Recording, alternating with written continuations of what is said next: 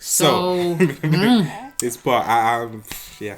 So people keep asking me, is labor as painful and as difficult as people say it is? Expectation versus reality. The answer is yes. Yes plus yes and more.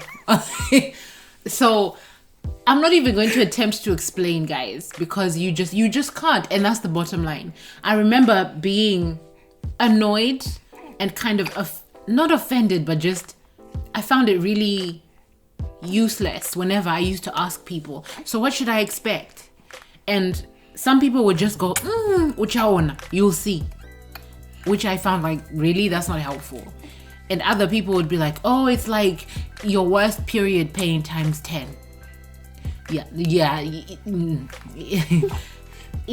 Yes, it is as painful as they say it is. It hurts more than you think hurt is. It is.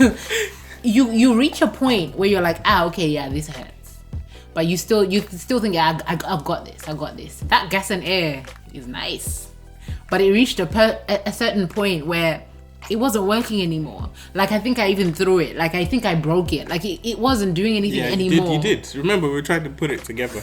Put back the thing. I literally pulled it apart. Like, it wasn't doing anything for me at a certain point. Yeah, it hurts, guys. I know it hurts. I can't. There's no other way I can put it. It hurts like hell. So just explain. Yeah, I think she lost her mind at some point. No, literally. I think my mind she didn't remember flipped. half the stuff I was telling her. No, he had to tell me, like, bruh, you were acting up. Like, I don't remember half of it. She was those nurses, bruv. I'm surprised they were still nice to us, bruv. Was it that bad? Nah, it was terrible, bruv. I was so embarrassed. Because what I do remember is I remember telling him, Sheo, Shamari, like, Sheo, I'm going. Sheo, I'm dying.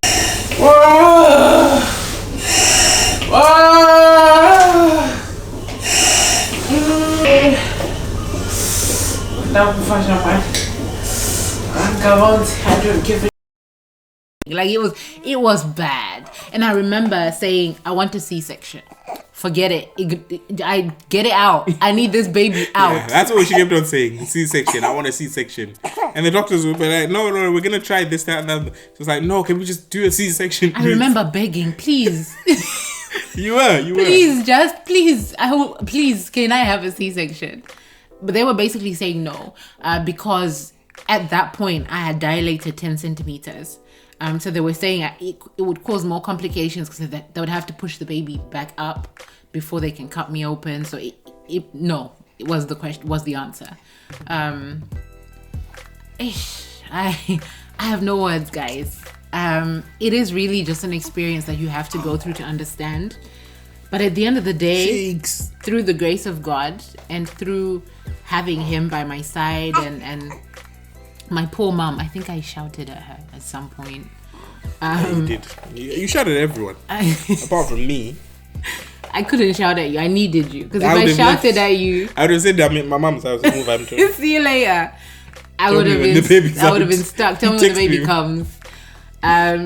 So yeah, for some reason I didn't shout at him, because a lot of people would say you're gonna get angry at your husband. Everyone was getting it. You're gonna shout at him. Everyone got it so except him. Bro. Oh my god, the nurses, bro. I didn't realize it was that bad. No, it was bad. It was bad, because they'll be like, no, the injection. Esthetician? What's his name? Anesthesiast. The injection guy, the sleeping. Yeah. The Jackson guy. Yeah. He's coming, and you'll be shouting, "Where is he? Where is he? Is he coming?" Tatenda, they said he's coming. He's just busy with someone right now. Where is he? Who is he coming? And then you'd grab him. Is he coming? Is he coming? Tatenda, I said he's coming. They said he's coming. Can you go and ask? Can you go? And then you tell me to go and ask if he's coming. Listen, it was so embarrassing, bro. You're in so much pain that you just act out. Like, you act out. I couldn't control myself. It was just, but through the grace of God, it worked out in the end. Don't put your middle finger up in front of people. But yeah, it all worked out in the end. Okay. I don't want to scare any young ladies that are yet to have babies. It is painful, I'm not gonna lie, it is what it is, but you'll make it through. If I can do it, you can do it. I had a birthing plan, which was water birth with gas and air in a birthing center. All that changed, all that flipped. Pretty much the week that she was due, or was it the week before? Because I went to my midwife appointment and they told me she was measuring, my belly was measuring big. But the consultant kind of ruled it out and said, no, it's fine. There's no cause for concern. Continue as planned.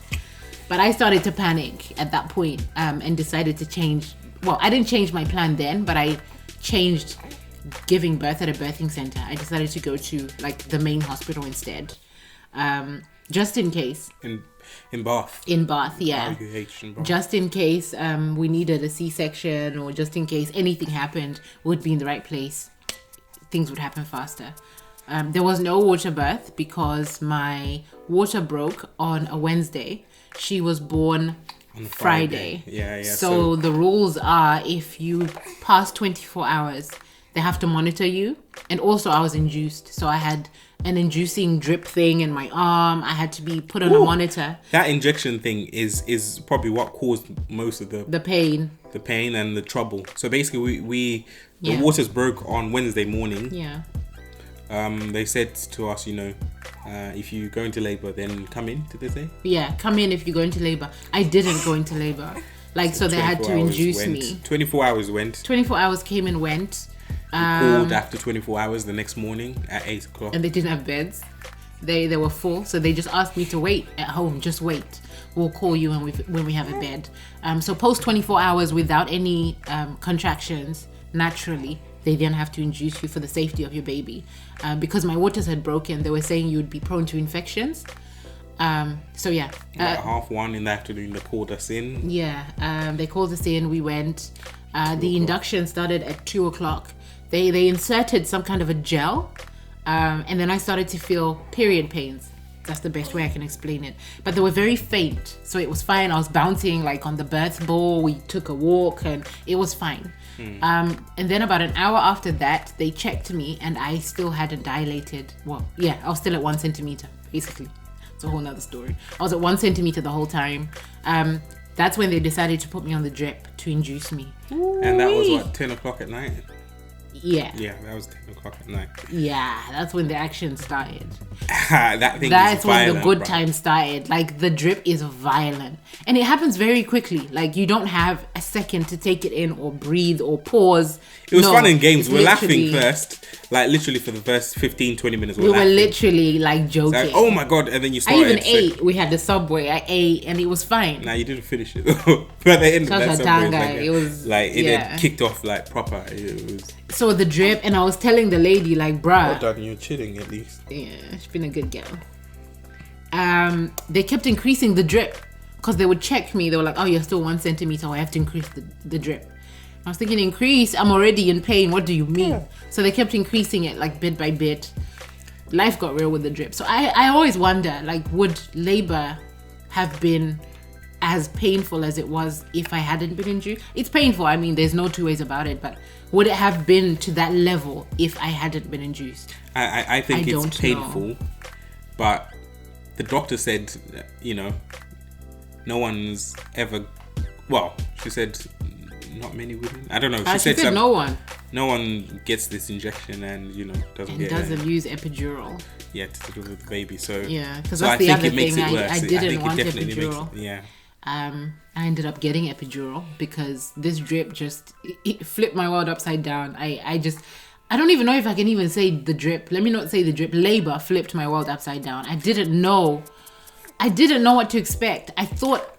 So those are the two things you told me. Sorry to cut you. Yeah. No forceps. Yeah, and no epidural. So when all of those things happened, I really felt like I failed because you're not really in a position to decide. I couldn't speak for myself. So I felt like, you told me, never, we're not going to do this. I said I'd rather die. I was so adamant that I did not want drugs. No epidural whatsoever. Sheu, no matter what, do not allow them to inject me. And then obviously once I was now in the thick of it, I remember looking at him and saying, I need the epidural, like now. And I get that it was hard for you because I had literally stressed, I'd rather die, don't do it. And so now I'm turning around and saying, no, in fact, give me 2. It must have been really tough. Yeah, that was tricky. But for me, I can only speak for myself, guys. I'm not giving advice because I'm not a medical professional. I'm not going to tell anybody to do it or not to do it. I can only speak for myself. For me, the epidural helped. At some point, though, it wore off. I don't know what that was about. So one side wore off. I could basically feel the contractions in my right leg, but everywhere else it was completely numb. I feel like it really saved me from going insane. Because it literally, you can't feel anything. Insane. I went insane and I came back. I came back. Jesus snatched me back. Yeah, it was tough. So for me, epidural helped for me. And then in terms of the forceps, we had no choice. Yeah. We had no choice. Again, it was something that I didn't want. Yeah. Because we've heard so many horror stories, and everyone that I've ever spoken to had said, do not let them forcep your baby. You'd rather get them to do a C-section. But the situation was just different. My baby was ready to come out. I had dilated tensor. She was literally at the door waiting. And they told me after that she was showing signs of distress. Yeah. They didn't tell us at the time. They didn't. They just... We're getting on with whatever they they basically just said, we need to try the forceps. If the forceps don't work, then we'll rush you straight to surgery. They had prepped the surgery already, and they told me, listen, if a lot of people are going to swarm into the room, don't panic. That basically means the forceps didn't work and we need to rush you to surgery quickly. So, but luckily the doctor we enough, had was brilliant. She was amazing. I wish I had taken her name. She was really good. Yeah. Even the nurses, the midwives that came in were saying, now you've had You're in good hands. Yeah, you've got a good doctor, so she knows what she's doing. She She said to us literally, Trust me. They came in and funny enough, I went to work because my office is literally down next door. So I literally walked to work, got a charger from a charger, and came back in. But they said to me when I came back in, it was like 8:15 or something like that. So people don't think you're mean. I was with my mom when he left. And he left because we had to wait. We were waiting for the doctor to come out of surgery. Literally, my office is literally, I can look outside the window. He could have seen me through the window from his office. We were waiting for the doctor to come out of surgery to come and do the forceps. Yeah, so I went, came back. I think I came back in like 15:15, and then they said to me, by past you're gonna have your baby. I was like, what? True, yeah. What? And they were like, past. Yeah, she was born at 8:34. Yeah. They pulled twice. Was it twice or 3 times? 3 times, I think it was. Yeah. 3 pulls and pushes, because you have to push as they. That's when I saw a lot of things, bruv. I wish he hadn't though, because I had always said I didn't want him to go there. You stay up here and hold my hand. That's what I had always said. But again, in that moment, guys, you have no control of what you're doing. Or I didn't care. Even if he was the one pulling the baby out, I did not care. I just wanted the baby out. It didn't matter. Another thing that scared me was when her head came out. It was like a oval, like an egg shape. Yeah, like this. And I was just thinking, like, this can't be my baby, because we've got like distinctive square box heads. Yeah. So that's not my baby. That ain't my baby. Yeah. So and so when the baby came out, when the head came out, it was just strange just seeing it. And it was such a strange shape. I was like, is the baby okay? It was weird. Yeah. But then, we didn't even do anything. It came out. No, because some people say you then have to like mold. It came all the way through. That shape came all the way through, didn't it, Baba? Yeah. It was an interesting experience. It was, to round it all up, it was the hardest thing I've ever had to do, mentally and physically. Well done. Thank you. Well done to you as well. For holding me together, because guys, that's Tatenda. I was. I'm 100% sure you lost your mind at some point. At some point. Yeah. Oh, she wants to sleep now. Okay, we're rounding up. Anyway. So it was hard, but we got through it. It's been really amazing having her so far. Did you touch on all the questions? Yes. It was difficult. Because pretty much people are asking, is it really as bad as as they say it is? So Baby Mash is here. This is Baby Mash, and we just wanted to have a catch up with you guys. Are you sticking your tongue out? Baby Mash, Baby Mash, Baby Mash, Baby Mash. Mommy, mashed it. That harmony shocked the baby, bro. I know. Mommy. The baby was like, oh, damn it. What the hell there? Oh, it's did it again. Ah. God's been good to us, man. He has. We're It's blessed. been an interesting few weeks. Should we do something about routines and stuff? Maybe we'll do it in another video. This one's probably going to be, even you're saying goodbye. Yeah, she wants to go now. Bless you, sweethearts. It's been interesting. I've really enjoyed being a mom. Our baby's pretty easygoing. She does sleep. Like the mother. I think she's like chowing on your finger. We're sleepers. Funny enough, when she came out, she was like ready to eat. Like that, exactly. That's what she was doing. But yeah, sleep has been okay. She wakes up every 4 hours.